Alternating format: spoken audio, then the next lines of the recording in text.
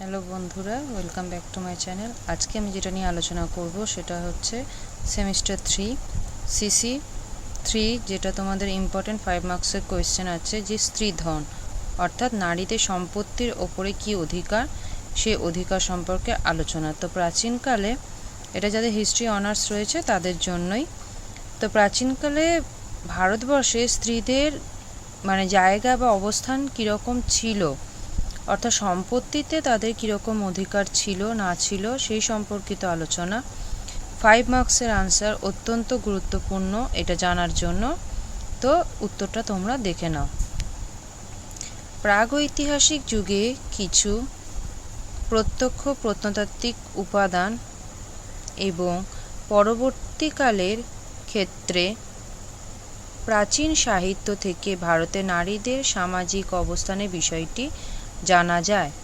মৌর্য ও মৌর্যোত্তর যুগ সম্বন্ধে জানতে হলে প্রধানত গ্রিক উপাদান, অর্থশাস্ত্র, অশোকের কয়েকটি লেখ, পাণিনি ও পতঞ্জলির ব্যাকরণ, রামায়ণ, মহাভারত, বৌদ্ধ ও সংস্কৃত সাহিত্য এবং স্মৃতিগ্রন্থের ওপর নির্ভর করতে হয়। অধিকাংশ শাস্ত্রকারগণ মেয়েদের ব্যক্তিগত সম্পত্তি বা স্ত্রীধনের কথা বলেছেন, যা বলতে সাধারণত বোঝাতো অলঙ্কার ও পোশাক। অর্থশাস্ত্র অনুসারে বিবাহিত রমণী 2000 পণ পর্যন্ত নিজের অধিকারে রাখত। উদ্বৃত্ত অংশ থাকত স্বামীর কাছে।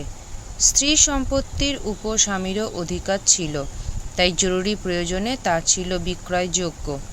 স্ত্রী সেই সম্পত্তি যথেষ্ট দান করতে চাইলে স্বামী বাধা দান করতে পারত।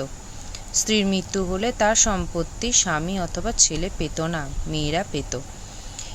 এল ব্যাসাম বলেছেন, অন্যান্য প্রাচীন সভ্যতার তুলনায় ভারতে নারীদের সম্পত্তির অধিকার বেশি ছিল। কখনো স্ত্রীধনের অতিরিক্ত সম্পদও মেয়েদের থাকত। কৌটিল্য 4 ধরনের স্ত্রীধনের কথা বলেছেন। 1.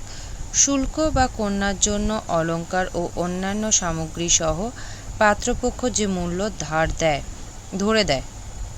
2. অনাধ্যেয় বা বিবাহ পরবর্তী প্রাপ্তি। 3. অধিবেদনিক বা পতিগৃহে যাত্রাকালে যা তাকে দেওয়া হয়। আর 4. বন্ধুদত্ত। Next paragraph. মৌর্যোত্তর যুগে ধর্মসূত্রে বলা হয়েছে, মেয়েরা প্রত্যক্ষভাবে পিতৃসম্পত্তির উত্তরাধিকারিণী হতে পারবে না, কিন্তু উপহার হিসেবে তারা যে ধন লাভ করবে সেই ধনের পুরোপুরি মালিক হবে। মনু কোথাও বলেননি যে কন্যারা পুত্রদের মতোই পিতৃসম্পত্তির উত্তরাধিকারিণী, কিন্তু তিনি বলেছেন যে ভ্রাতারা তাদের ভগিনীর বিবাহের জন্য তাদের প্রাপ্ত উত্তরাধিকারের 1/4 অংশ ত্যাগ করবে। কোনো পুত্রহীন ব্যক্তি যদি তার কন্যাকে পুত্রিকা, যিনি পুত্রের কাজ করবে এমন কন্যা, তাকে পুত্রিকা বলা হতো, তাকে পুত্র গ্রহণ করতেই পারে পুত্রিকা হিসেবে। সেক্ষেত্রে কন্যাই সম্পত্তির উত্তরাধিকারিণী হবে। মনুর মতে স্ত্রীধন 6 প্রকার। অর্ধাগ্নি বা যা বিবাহকালে অগ্নির সম্মুখে প্রদত্ত হয়। অর্ধাবাহনিক, যা কন্যা পিতা পতিগৃহে যাওয়ার প্রাক্কালে প্রদত্ত হয়। প্রীতিদত্ত, যা স্বজন ও বন্ধুবর্গ প্রীতি সহকারে দিয়ে থাকত। 4. ভাতৃদত্ত, অর্থাৎ যেটা ভ্রাতা বা দাদা ভাই দিয়ে থাকতো। মাতৃদত্ত অর্থাৎ মা যেটা দিত, এবং পিতৃদত্ত অর্থাৎ পিতা যেটা দিত। যাজ্ঞবল্ক্যের মতেও স্ত্রীধন 6 প্রকার। সেগুলি হলো পিতা, মাতা, স্বামী ও ভ্রাতা প্রদত্ত। বিবাহকালে যজ্ঞাগ্নির সম্মুখীন প্রদত্ত ধন।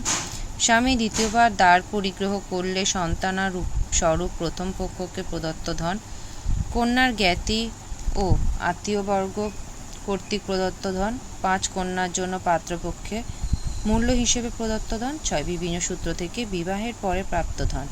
দুর্ভিক্ষ, ধর্মীয় অনুষ্ঠান, অসুস্থতা বা অন্য ধরনের বিপদকালের মতো বিশেষ ক্ষেত্র ছাড়া স্ত্রী নিজেই স্ত্রীধনের মালিক থাকত। পরিশেষে বলা যেতে পারে, প্রাগৈতিহাসিক যুগ থেকে গুপ্তযুগের শেষ দিক পর্যন্ত নারীদের সামাজিক অবস্থান এবং সম্পত্তির উপর তাদের অধিকারের প্রশ্নটি যথেষ্ট পরিবর্তিত হচ্ছিল, যার আভাস বিভিন্ন সাহিত্যিক ও ধর্মশাস্ত্রসমূহে পাওয়া যায়। সেই ক্ষেত্রে ঐতিহাসিক উপাদানগুলির মধ্যে অনেক পরস্পর বিরোধী বক্তব্যেরও নজির আছে। তথাপি আজও ঐতিহাসিক ও সমাজবিজ্ঞানীদের কাছে প্রাচীন ভারতীয় নারীদের সামাজিক অবস্থান অধিকারের প্রশ্নটি গুরুত্বপূর্ণ আলোচনার বিষয়বস্তু হয়ে আছে। ভিডিওটি ভালো লাগলে সাবস্ক্রাইব করে দিও এবং বন্ধুদের মধ্যে শেয়ার করে দিও। আর যদি তোমাদের কোনো কিছু দরকার পড়ে, কোন প্রশ্নটা দরকার, তোমরা আমাকে কমেন্ট বক্সে জানাতে পারো, আমি উত্তরটা দেওয়ার চেষ্টা করব। আর যদি ভালো লাগে তাহলে লাইক বাটন প্রেস করে দিও। ভিডিওটি এখানেই শেষ করলাম।